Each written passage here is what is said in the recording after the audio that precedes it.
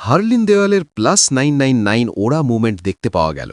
হ্যাঁ গাইজ, খেলাধুলায় এমন কিছু মুহূর্ত থাকে যা ভেতর পর্যন্ত আঘাত করে। যখন সবার সামনে আপনাকে বুঝিয়ে দেওয়া হয় যে সেই মুহূর্তে আপনি যথেষ্ট ভালো নন, একজন ব্যাটারের জন্য এটা সবচেয়ে বড় অপমান। প্রতিপক্ষের বিরুদ্ধে আউট হলে সেটা এক কথা, কিন্তু নিজের টিমের সিদ্ধান্তে আউট হওয়া এটা একেবারেই অন্য লেভেলের ধাক্কা। ঠিক এমনটাই হয়েছিল হার্লিন দেওয়ালের সঙ্গে পরশুর ম্যাচে।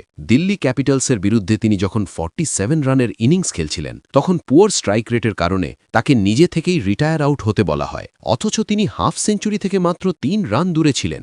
এই মুহূর্তটা হার্লিনের জন্য ভীষণ শকিং ছিল এবং তাকে রিটায়ার আউট বাঁকা হওয়ার পর তিনি স্পষ্টভাবেই খুব রেগে গিয়েছিলেন। এই সিদ্ধান্তে কোচ অভিষেক নায়ারও যে জড়িত ছিলেন সেটা পরিষ্কার, কিন্তু কাল মাত্র 32 বলে তিনি নিজের 50 পূর্ণ করেন আর ম্যাচও শেষ করে আসেন। তিনি শেষ পর্যন্ত নট আউট থাকেন, আর গতকালে সেই ইনিংসের জন্য অভিষেক নায়ার তাকে হাগও করেছিলেন, যেটা ছবিতে দেখা গেছে।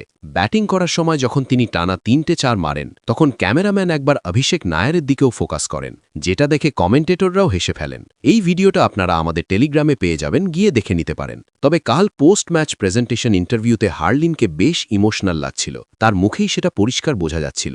নিজের ইনিংস নিয়ে কথা বলতে গিয়ে তিনি বলেন, আজ আপনারা দেখেছেন ক্লোই কিভাবে পুরো সিনারিও বদলে দিতে পারে। আমি এটাকে ঠিক সেইভাবেই নিয়েছি। ও এমন একজন প্লেয়ার যে বড় শট মারতে পারে। আজ সেই প্ল্যানটা কাজ করেনি। আমি বিষয়টাকে এভাবেই দেখি, আজ আলাদা কিছু ছিল না, শুধু কিছু বাউন্ডারি বল পেয়ে গেছি। কখনো কখনো দিনটা আপনার হয়। আমার প্রিপারেশন একদম নর্মালি ছিল, কালও আমি ভালো ব্যাটিং করছিলাম। এই রিটায়ার আউট বিষয়টা নিয়ে বারবার স্ট্রেস নেওয়ার কোনো মানে নেই। এদিকে প্রতিপক্ষ অধিনায়ক হরমনপ্রীত কৌর ও হার্লিনের ইনিংস নিয়ে কথা বলতে গিয়ে বলেন, হার্লিন জানে সে টিমকে কি দিতে পারে, সে সবসময় ভালো করতে চায়। তাকে রিটায়ার আউট হতে দেখে আমি সত্যিই অবাক হয়েছিলাম, কিন্তু আজ সে খুব পজিটিভ মানসিকতা নিয়ে এসেছে। আশা করি ও সামনে এমনভাবেই ব্যাটিং করে যাবে।